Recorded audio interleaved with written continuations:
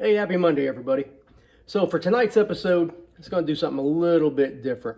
I'm going to solder some rail, and I'm going to show you how I do it. I'm going to use Chip Quick solder. This is electrical grade solder. I use this when I do DCC installs. And this is just some cheap Walmart solder.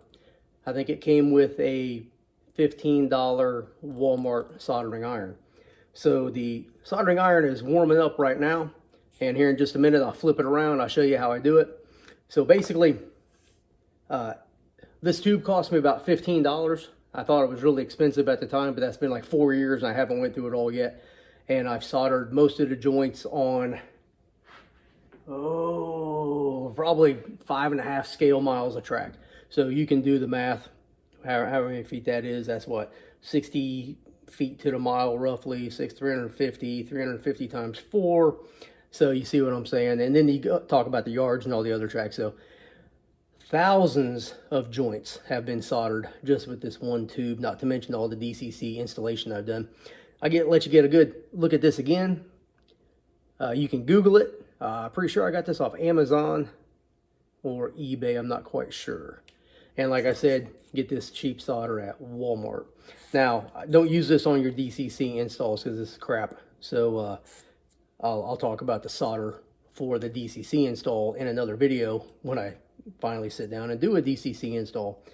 And I've been quite lazy lately, so I haven't really done anything, as you can tell by the lack of videos lately. But things are about to change. My wife is on vacation at the beach. Her vacations are always without me.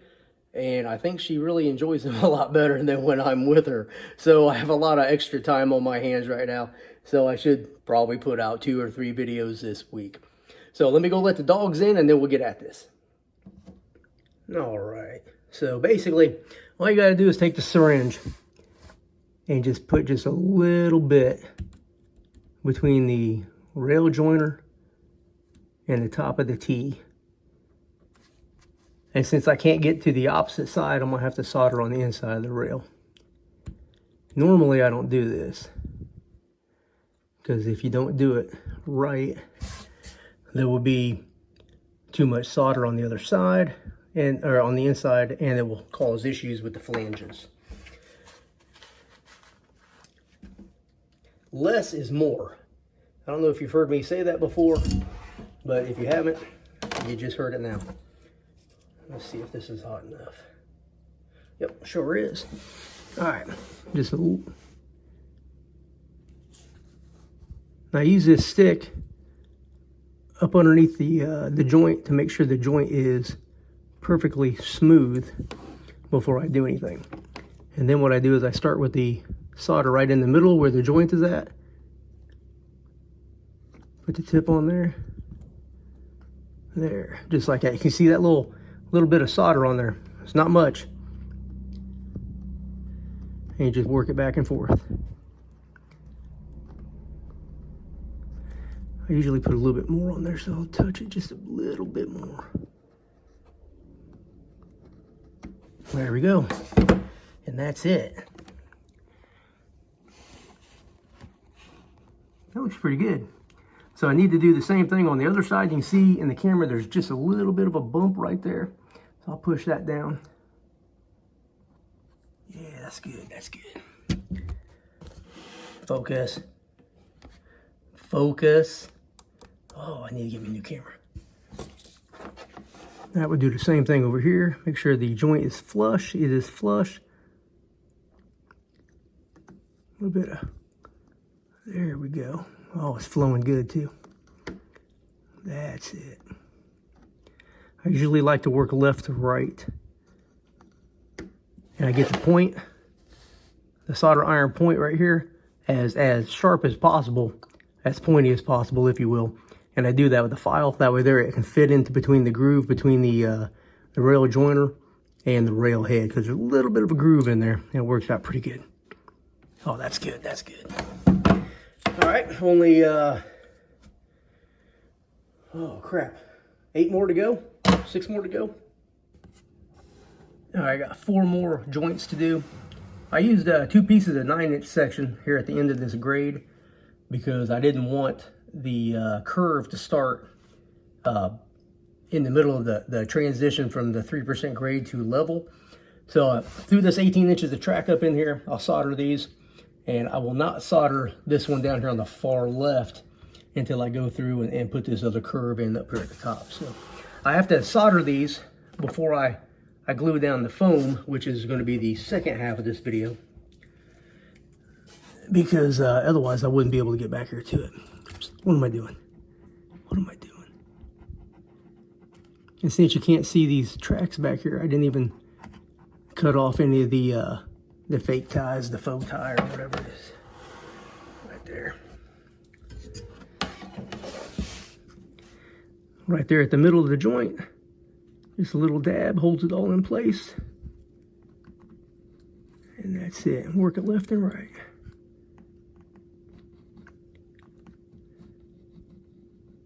Oh, that's nice.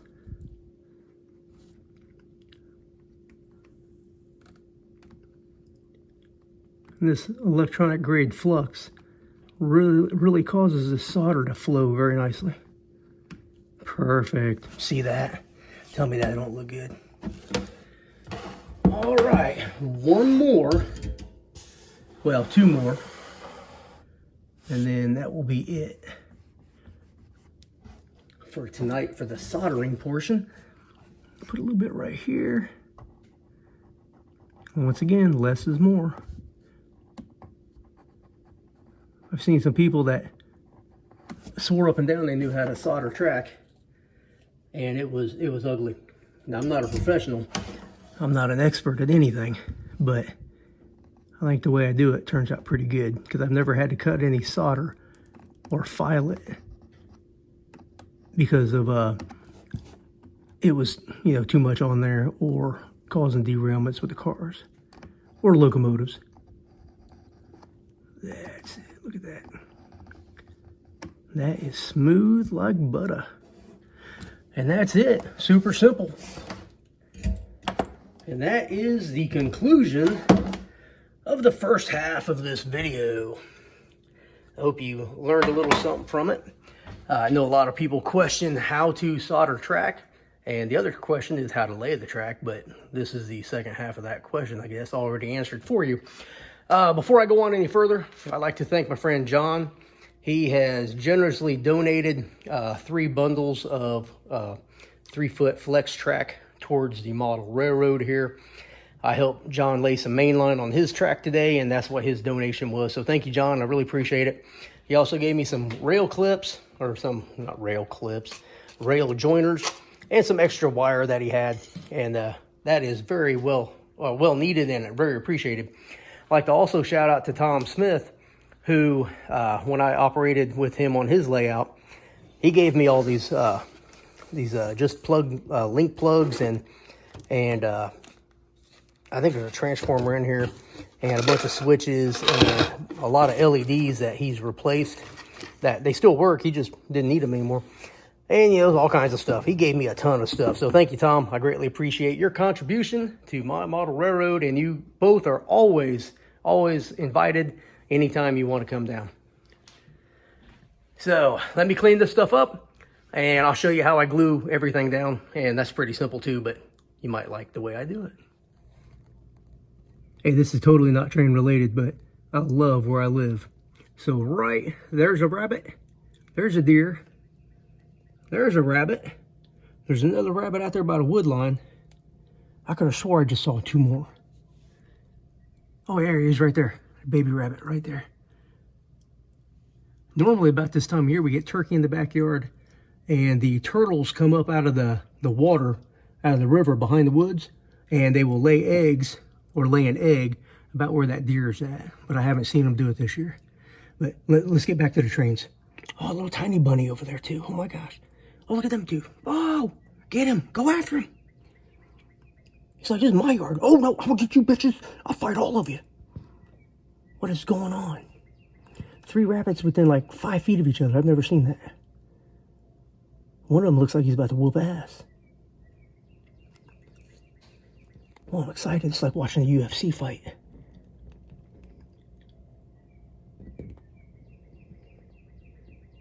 All right, that's enough of that. Back to trains. All right, so first off, if you don't have one of these glue guns like this, you don't really need it. You can do it by hand, you know, with the hand gun, hand actuated gun. But after doing it, you know, for I don't know how many feet I've done, but it caused me to have cramps in my hands. I got nerve damage in my hands anyway, so I had issues. This thing has saved me. I use this thing probably on the daily, and I love it. So before you go putting your glue down, get it all cut, loaded up, and then take a small broom and just clean off your surface.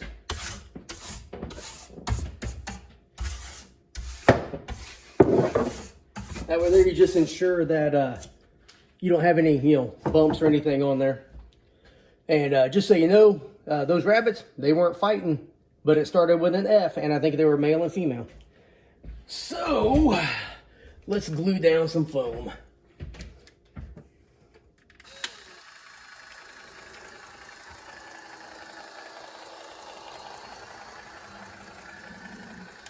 You want to be mindful when you get close to the edges, so that way there it doesn't, you know, overflow or, you know, splooge out and get on your floor or everything else. But I think I've totally failed on that.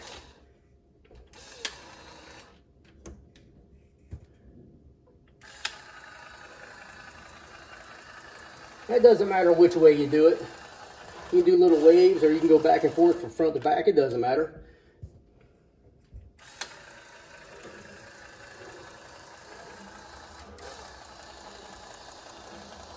Now, if you're a walk-in mess maker like me, anytime you use this, it's kind of scary, because you know you're going to get it everywhere.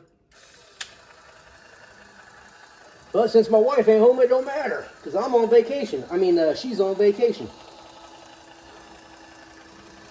All right. That was about probably 3/4 to 7/8 of that tube. So now we just throw this piece of foam up there.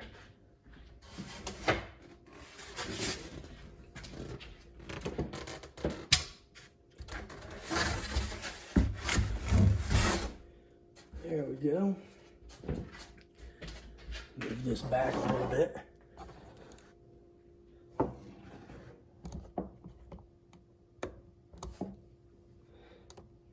I'll have to ask for your forgiveness. My little tripod stand here is crooked, made in China, but it is what it is. All right, so you line up your edges, because if they don't line up on the left side and the right side, like down this edge here, then it's going to throw off your foam or your layout that you're building this way, or that I'm building this way. All right.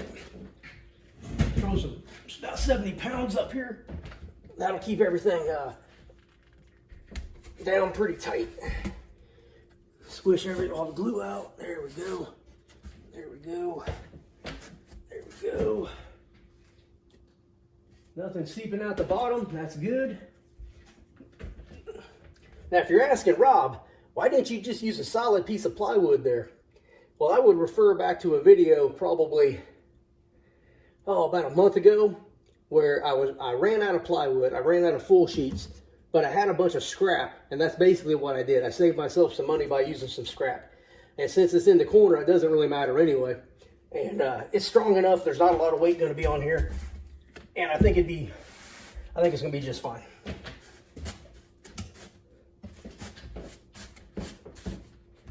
There we go. That is a whole lot of awesome. A whole lot of awesome. Now, one thing I did the other day that I did not show you, nor have I talked about yet, was I added this small piece on the back. It's about 2.5 by 4, or 2.5 by 24 inches.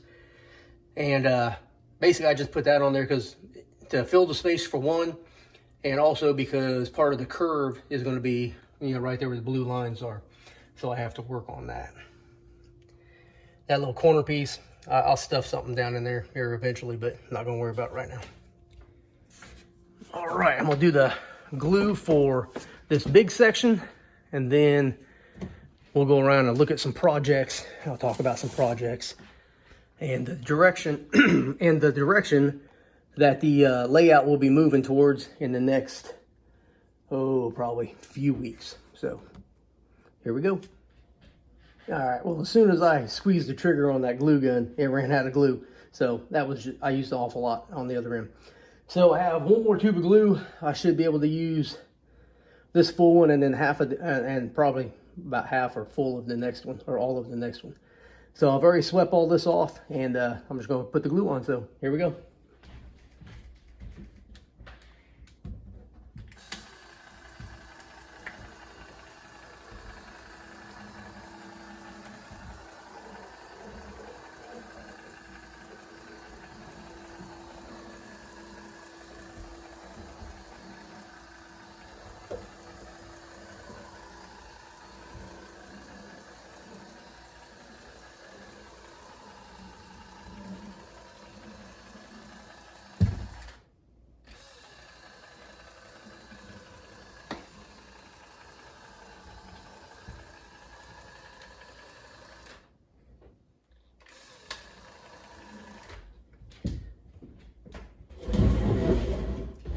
I do find it the foam will be better secured if you make sure that you glue the edges as well, instead of just like going real sloppy like I've been doing.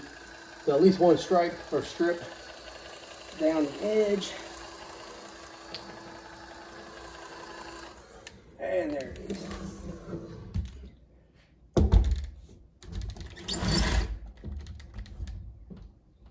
So let me go cut this next one and we'll finish up. All right, once again, locked and loaded. Let's do it.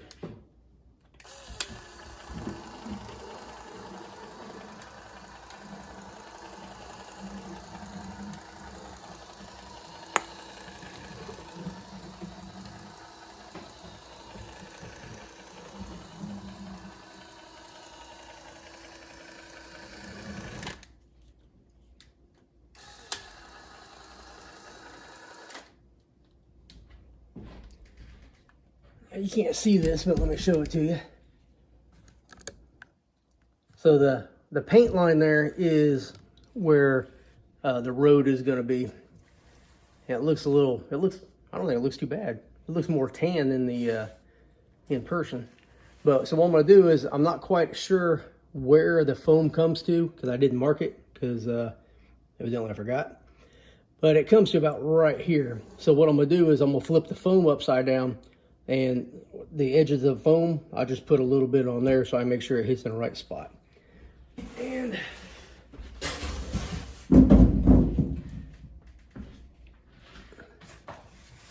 flip it around here. There we go.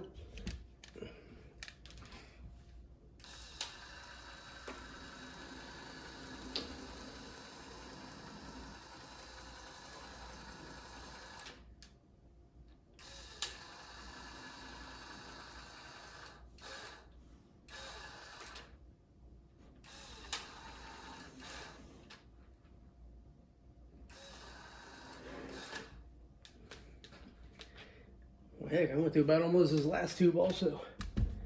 All right, so we'll set it up here. You guys get to watch me get glue all over the place, which will probably mean me, all over me. So, disclaimer, get ready for some French, because if I get glue on me, you're probably going to hear some words that you might not have heard in a while. And if you've never taken French class, I don't know what to tell you. I think you'll figure it out though.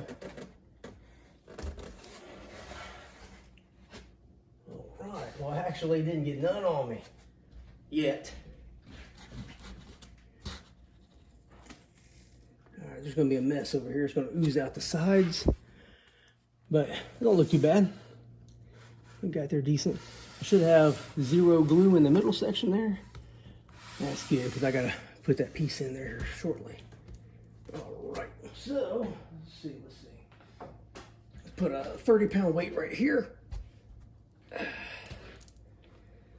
I'm sure glad I spent all the money on these weights to work out with.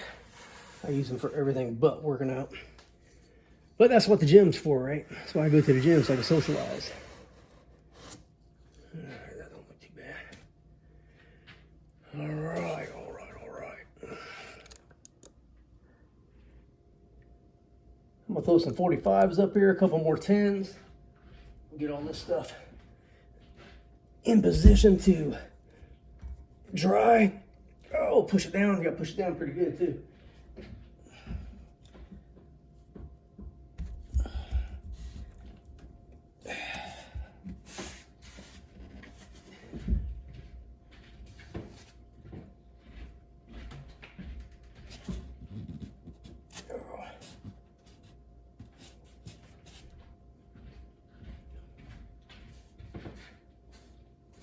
Not too shabby, with the exception of somehow the 2-inch foam that's supposed to be 2 inches is so inconsistent between pieces that you get. So over here there is an obvious, probably a 1/16 of an inch difference. Here's probably closer to 1/8, and this is probably closer to 1/8. So I will end up building up the track as it curves around here, but I think it'll be all right. Now, do not laugh at me lifting this 45-pound plate. That's all I'm saying. I think it was Tony was talking smack to me not too long ago when I was putting the weights up here, because he said I struggled. I said I wasn't struggling, fool, it was just heavy.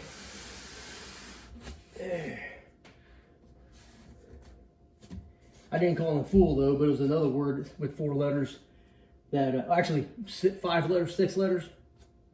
Fugger, yeah, Fugger, yeah, F-U-G-G-E-R, yeah, that's what I called him. And he laughed. I know he laughed.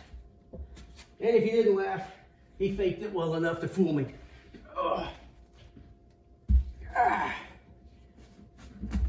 There we go. All right, we go grab some more weights.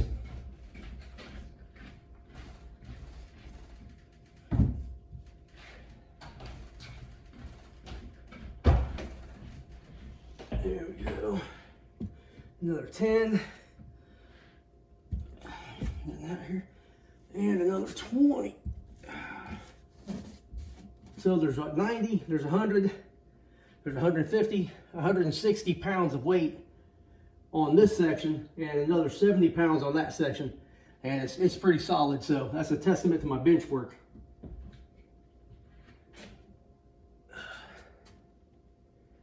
Yeah, it's looking good, looking good.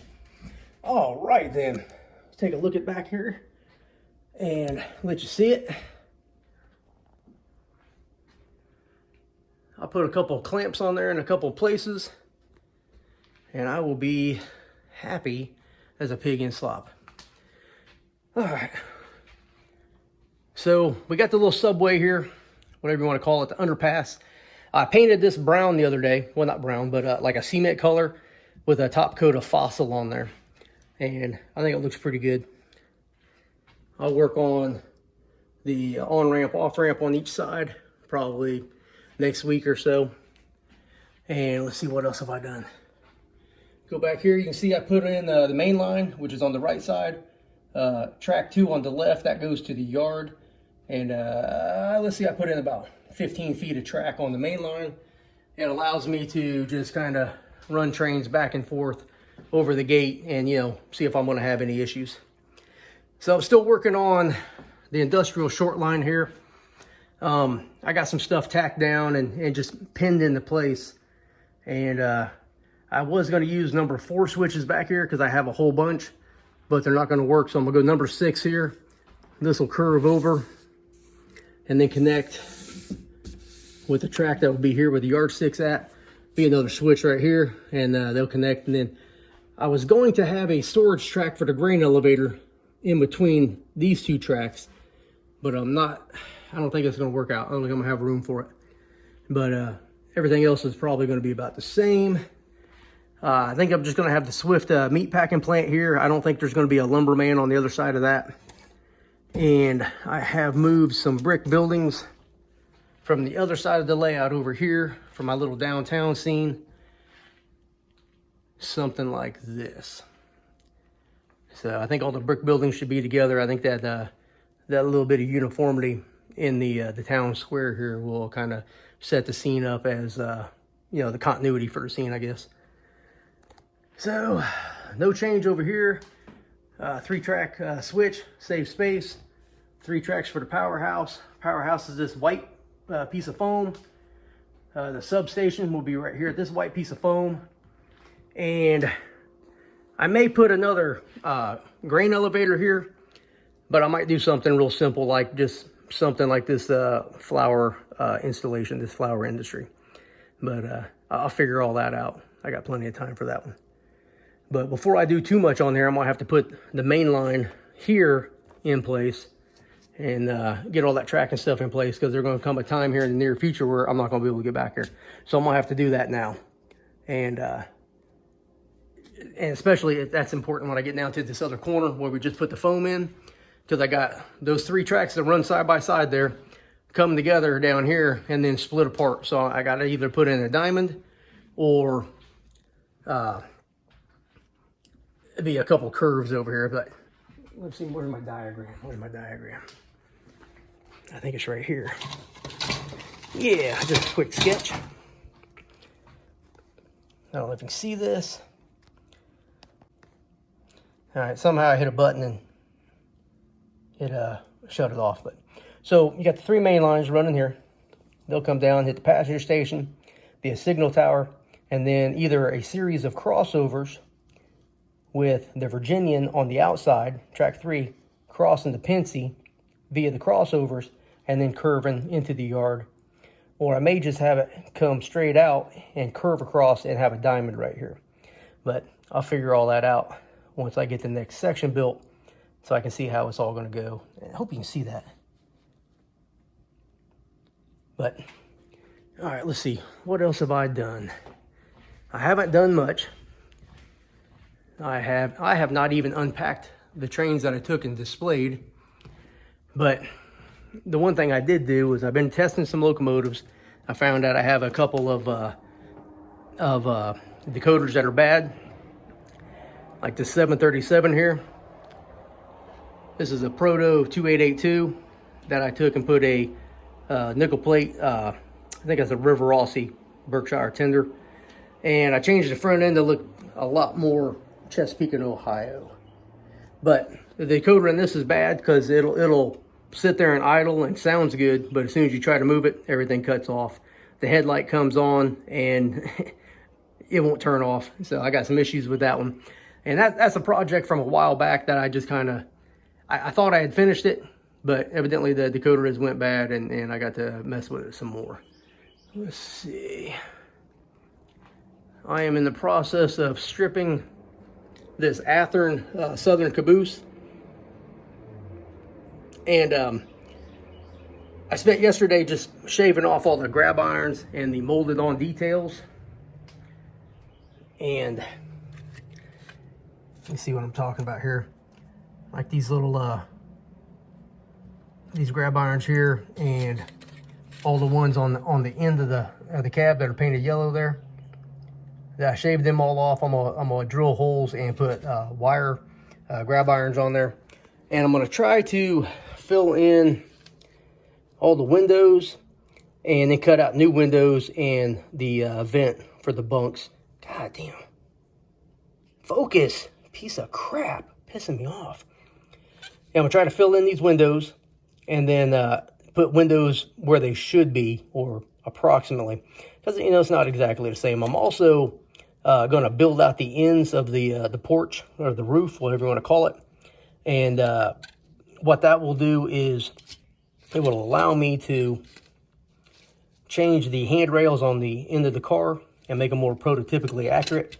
Son of a bitch. Just, god dang, come on.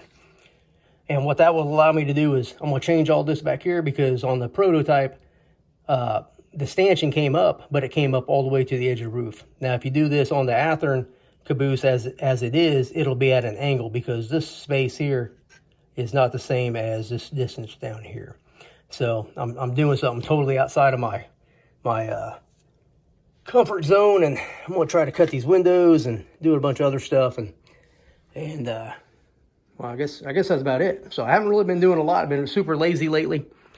I've had, let's see, Dave Prass came over the other day and brought me some magazines, and I showed him the layout. That's the first time he's got to see it. And he's a O gauge guy. He told me I needed to convert to O gauge. But he was impressed with the layout from what I've done so far. And oh, who else came over recently? I don't know. Somebody else came over recently and they checked it out too and they liked it. So, but I will go ahead and close this down now. I don't know how long this is, probably about 25 minutes. If you like this video, leave a comment, hit that like button, subscribe if you haven't done so already, and come back here about Thursday and see what I post next. Thanks a lot for watching. I appreciate you.